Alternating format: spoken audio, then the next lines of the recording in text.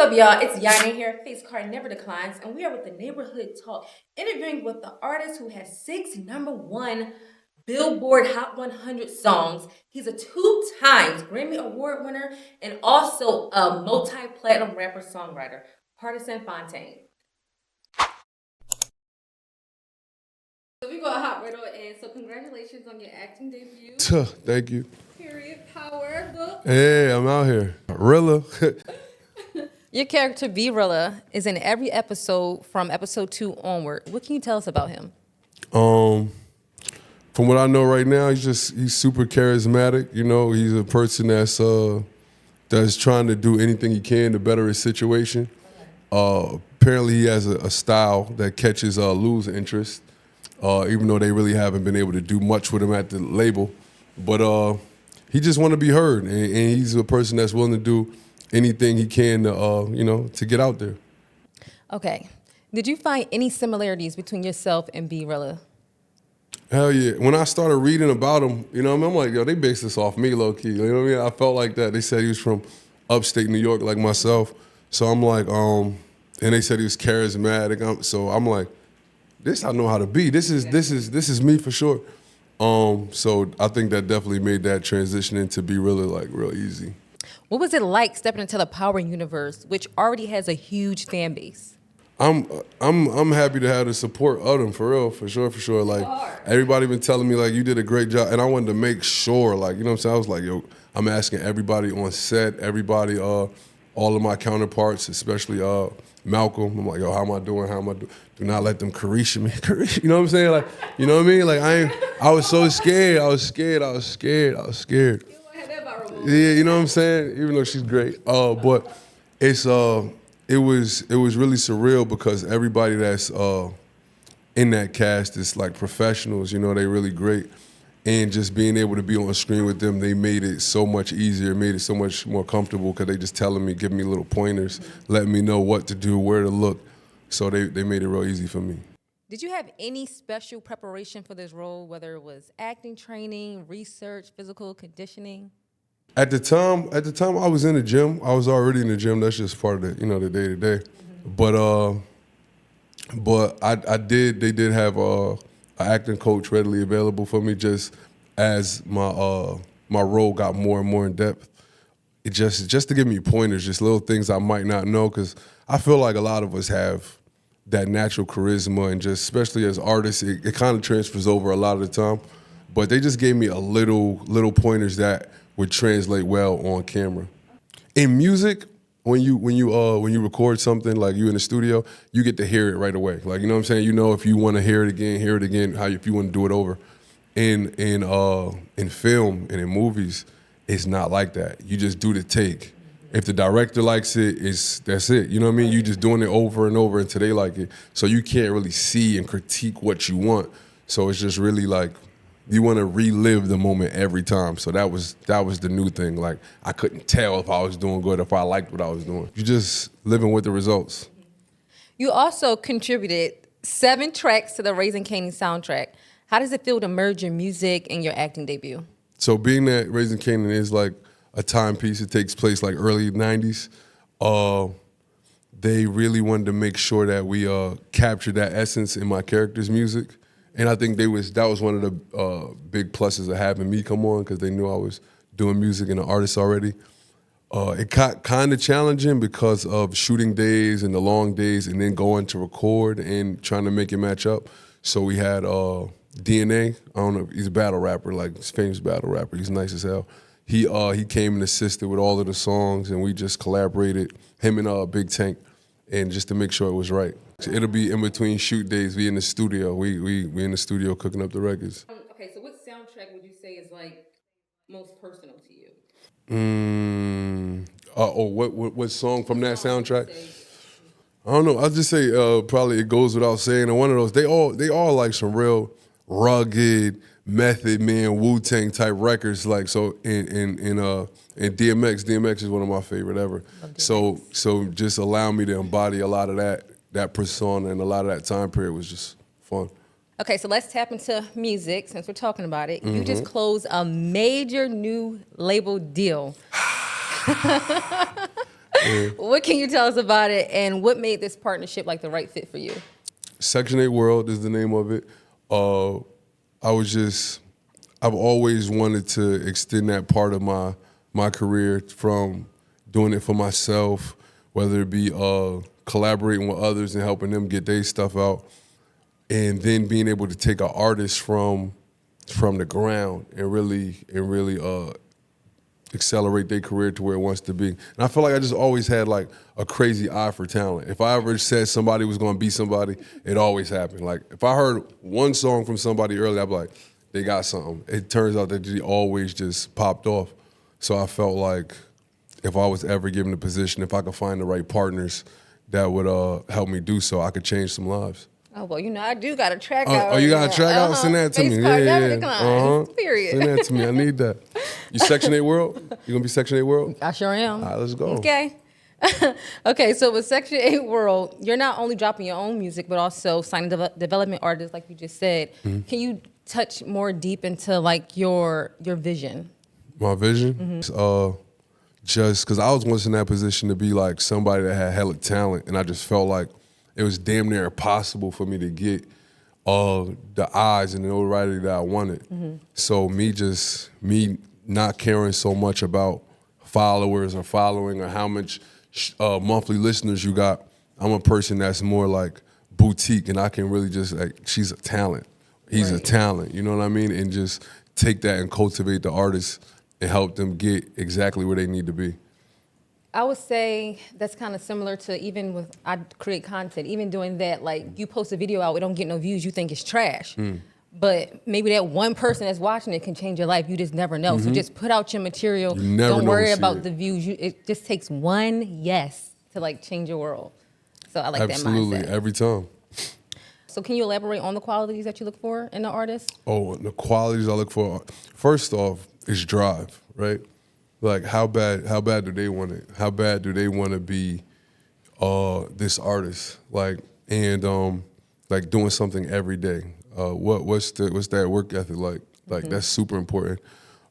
Secondly, is just uniqueness and creativity. Like that was one of the things I fell in love with music. It's like, yo, how can I go in here and do something a different way? How can I just create something that never existed?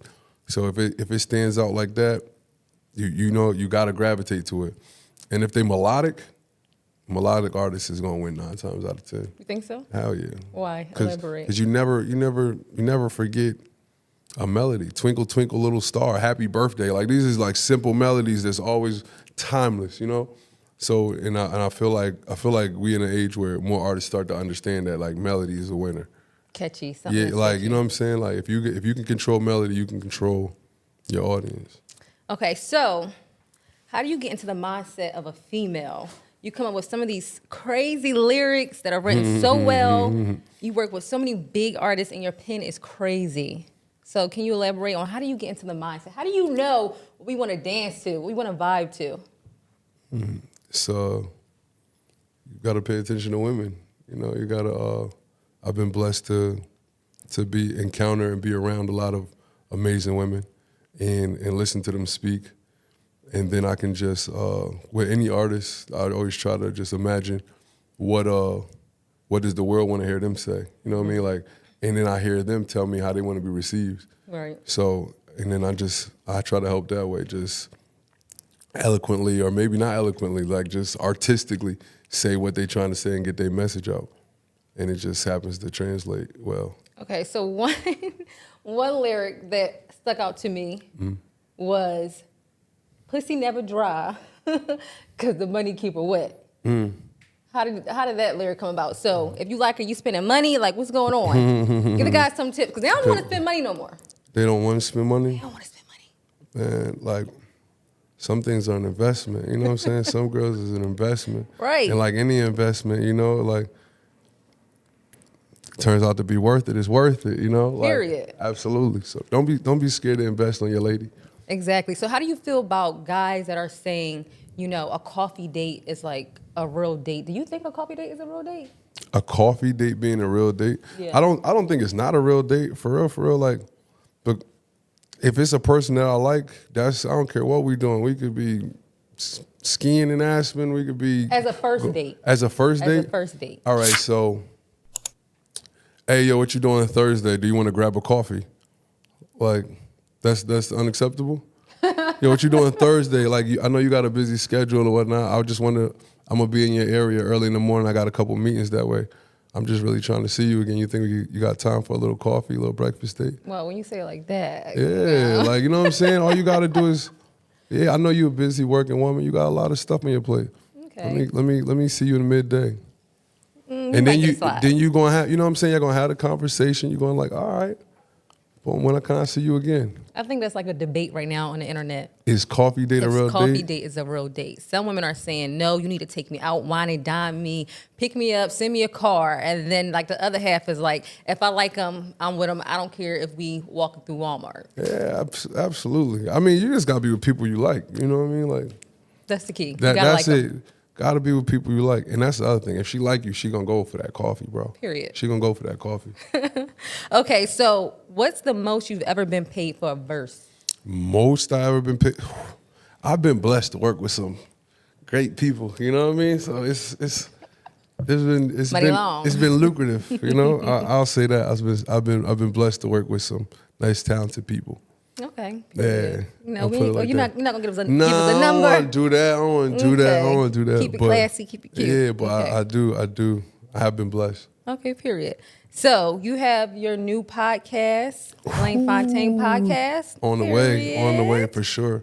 Okay, so it's launching soon. What inspired your podcast? It's just so many dope. There's so many dope people out there. Like I'm a person that be on the internet. I'm scrolling, you know, and I see just talented individuals in different fields and different spaces, and I'll be like, damn. I'll wonder something off the wall. Like I have some off-brand ass question. I'm like, oh, that I want to know. And and with that being said, I want them to have their space on a platform where those questions are asked. They may be people that we're familiar with, maybe people we're not familiar with, and just somebody I think that the culture would benefit from knowing, or asking questions that I think that people would benefit from hearing, giving us insight on different things. I just think we're in a world where it's a lot of information out there, and I felt like if I had a platform, I would ask things that I want to know. Okay. You know? So speaking of that, what's one topic that you're excited to dive into on the show that people might not expect from you? There's a lot of untold stories, like in music itself, right?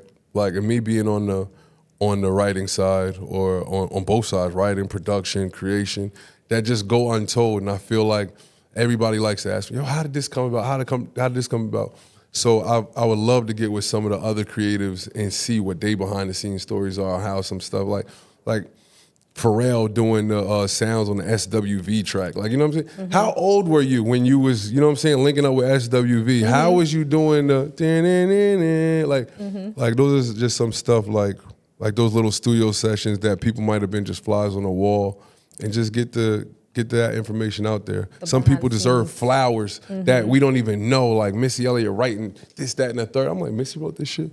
Like, a lot of people don't know that. Yeah, you know what I mean? Crazy. I'm like, and I didn't know. So, and if I didn't know, I know a lot of people in the general public didn't know. So just a lot of stories like that I would love to just put out there.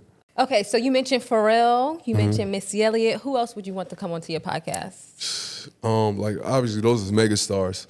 But like, I feel like there's just some unsung dope people that we don't get the light all the time. Like, this is one girl from Chicago.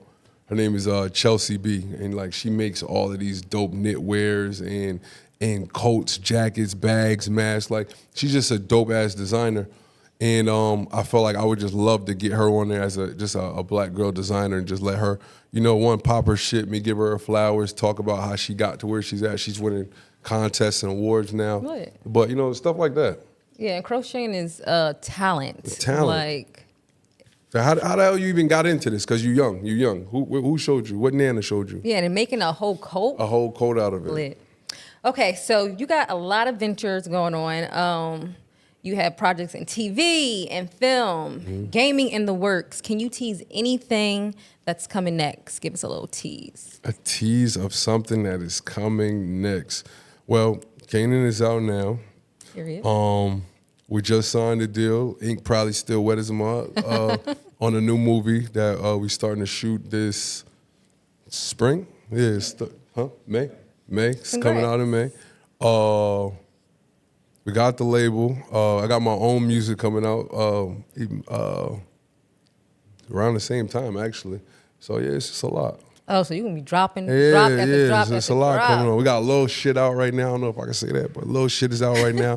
Pretty Anybody, Pretty Already is coming out soon. And Tooted Up with Cardi B is out right now. Period. Yeah. Okay, so you're big into fitness, health, I can tell. What's your daily routine and how does it impact your creativity? Yeah, I just feel like once I started implementing the health and taking it seriously, it just helped me clear my mind a lot. And so it's like you wake up, head to the gym, and just feel like you already got one thing down. Like, you know what I'm saying? I've already conquered this one thing, and it just I feel like mentally prepares me for the rest of the day. And creativity is like that's just always flowing. I'm listening to music on the way to the car, on the way to the gym, on the way back in the gym. So by the time I get back, I already got 10 new ideas cooked up. Yeah. So you say you're somebody who likes to schedule, you like to be organized, like. I would love if I could be organized. That's not the case. That's not the case at all. But if I do the gym right when I wake up, it's like, all right, bet. I've managed to get that as part of my routine. The rest of it kind of just falls. It's like a good start of the day. Yeah. At least I got one thing done. You know what I'm saying? I like to feel accomplished about myself. Okay, so you call yourself the Section 8 sex symbol. Okay, not lying. Okay, can you break that down for us? What does that title mean to you? Section 8 sex symbol. That released from years ago. That's like, I think I was in college when that came out. It's because before I was, you know what I'm saying, before I had access to, you know, to Hollywood and stars and whatnot, you know what I'm saying? I had the Section 8 baddies, you know what I'm saying? I'm done. I know I had the whole ones. Y'all remember me? You know what I'm saying? I miss y'all. You had the cute girls on the block. Yeah, exactly. Period. You know what I'm saying? I was just the cute nigga from Section 8, from up the block. I was that nigga. Okay, period. Okay, so let's get into some personal fun questions. So a lot of people don't know that you were once a substitute teacher. Yeah. What was that experience like? That was fun. That was probably like one of the best times in my life. That was when I was just trying to figure it out. I was trying to figure it out with the music. I had worked retail. But when I became a substitute teacher, it was like, y'all little niggas ain't bad. You know what I mean? Like, I first started just subbing a gym class because I just like, I don't know. I don't know if I want to be around kids all day answering questions. But started with a gym class. And from then, I think they just got used to seeing me in the building. It's like, oh, could you cover my Spanish? I'm like, I don't know Spanish. It's fine. Take this worksheet. You know what I'm saying? Right. So now I got this worksheet. I'm telling them, hey, look, y'all figure this out. I could be on y'all phone after. You know what I mean? So I just started building a rapport with the kids. They was like, oh, he's a good sub. So you was a cool teacher. Yeah, you know what I mean? Like they wasn't running around all crazy. That's what teachers want. They not running out the classroom. Ain't nobody die. Like, you know what I'm saying? Everybody got all eyes and ears and stuff. So I just built a rapport with the kids. So much to the fact they put me in the student faculty basketball game. Like as a substitute teacher, like I'm really hooping out there with them. So that was a great part of my life. That's lit. I used to be a teacher's aide, so the grind. If you can go back and give advice to your younger self, the one who was teaching in the classroom, what would you say? Keep it up. Keep it up because everything's going to pay off, right? Don't stop.